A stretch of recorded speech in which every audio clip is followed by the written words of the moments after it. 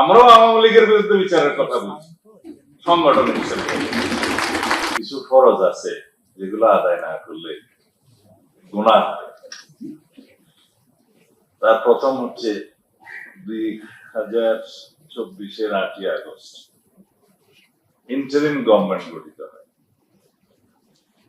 সেই গভর্নমেন্টের আইনি ভিত্তি, রাজনৈতিক বৈধতা, গণ অভ্যুত্থানের অভিপ্রায় এই নিয়ে কয়েকটা লাইন বলতে হবে। এগুলো মহাবিতর্কের বিষয়।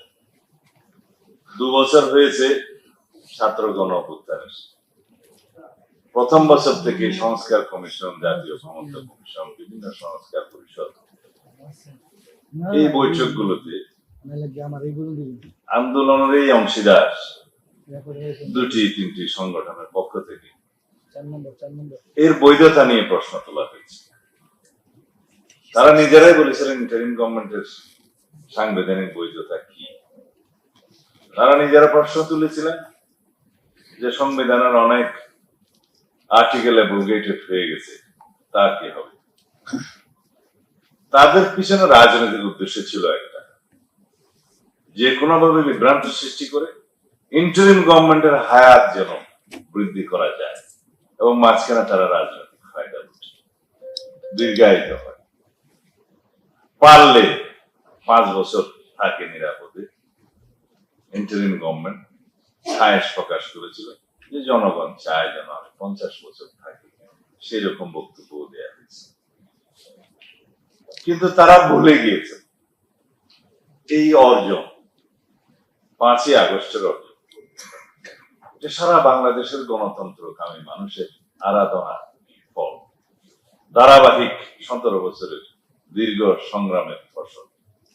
এটাকে রাজনীতিকরণ করা হচ্ছে একটা ভুল পদ্ধতি বা ভুল অভিপ্রায়।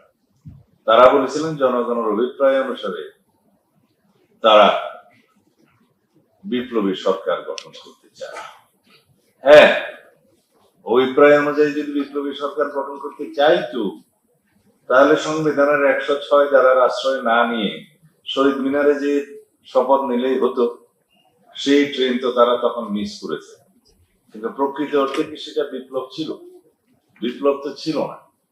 মানুষের গণতান্ত্রিক আকাঙ্ক্ষাকে বৈষম্য বিরোধী ছাত্র আন্দোলনের নেতৃত্বে যখন মানুষ সংগ্রাম করলেন সেই আকাঙ্ক্ষা বাস্তবায়নের জন্য, তারা তখন চেয়েছিলেন গণতন্ত্র মুক্ত হোক, তারা তখন চেয়েছিলেন তাদের অধিকার মুক্ত হোক, তারা বাংলাদেশের সমস্ত গণতান্ত্রিক অধিকার, মানুষের গণতান্ত্রিক অধিকারকে ফিরে পেতে চেয়েছিলেন।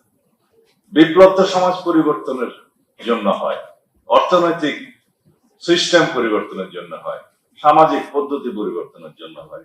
সেজন্য বাংলাদেশের মানুষ তো সংগ্রাম করেনি, আন্দোলন করেনি। আমরা চেয়েছিলাম আমাদের ভোটের অধিকার ফেরত আসুক, আমরা চেয়েছিলাম আমাদের সমস্ত গণতান্ত্রিক অধিকার, সাংবিধানিক অধিকার আমরা ফিরে পাই, যে অধিকারগুলোকে বিলুপ্ত করে দেওয়া হয়েছিল। একটা নির্বাচিত সরকার যে স্বৈরতান্ত্রিক আচরণ করতে পারে, অটোক্রেট হয়ে উঠতে পারে, পৃথিবীতে ইতিহাস অনেক নজির আছে। হিটলার যখন নির্বাচিত হয়েছিলেন তখনও সেটা নির্বাচিত সরকার ছিল, কিন্তু হিটলার তো হিটলার হয়ে উঠলেন, তার নির্বাচনের মধ্য দিয়ে নির্বাচিত হিটলার হয়ে উঠলেন এবং সারা পৃথিবীকে ধ্বংস করে দিলেন। তার বিচার হয়েছে, মৃত্যুর পরে তাকে তার পাওয়া যায়নি, আত্মহত্যা করেছে। নুরেমবার্গ ট্রাইব্যুনাল তো হয়েছে, সেখানে দলের বিরুদ্ধে বিচার হয়েছে, ব্যক্তির বিরুদ্ধে বিচার হয়েছে। পৃথিবীতে ইতিহাস আছে, নজির আছে। আমরাও আওয়ামী লীগের বিরুদ্ধে বিচারের কথা বলছি সংগঠন হিসেবে। সেই সংগঠনের ভাগ্য নির্ধারিত হবে আদালতে। সেই আইনটা করা হয়েছে আর্টিকেল 47 অনুসারে, সেই আইনটা করা হয়েছে আইসিটি অ্যাক্টে, সেটা আছে।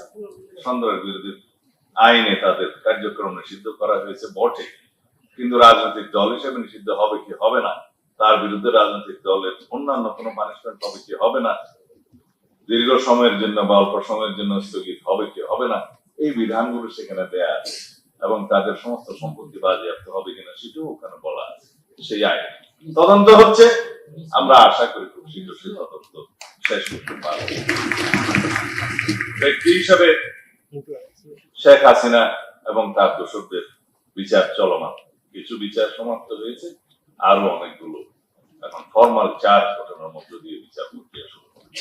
আমি প্রসঙ্গক্রমে এই কথাগুলো মাঝখানে বললাম, কিন্তু আমাদের যারা বন্ধুরা, যারা গণতান্ত্রিক আন্দোলনে দীর্ঘদিনের সঙ্গী ছিল, কখনো কখনো তারা লুকিয়ে বা অন্যভাবে আন্দোলনে শরীক ছিল, প্রকাশ্যে তারা মাঠে ময়দানে খুব বেশি আন্দোলন করেনি।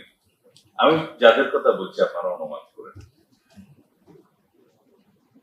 অনেকে অনেক রকমের বক্তব্য আছে দিতে পারে, তবে আমাদের মধ্যে একটা ঐক্য থাকতে হবে। এই যে আমরা বিতর্ক করব, আমরা জাতীয় সংসদে বিতর্ক করব, মাঠে ময়দানে রাজনীতি করব, সেটা হবে গণতান্ত্রিক চর্চা। কিন্তু আমরা এমন চর্চা করব না যাতে ফেসিবাদের প্রত্যাবর্তন সহজ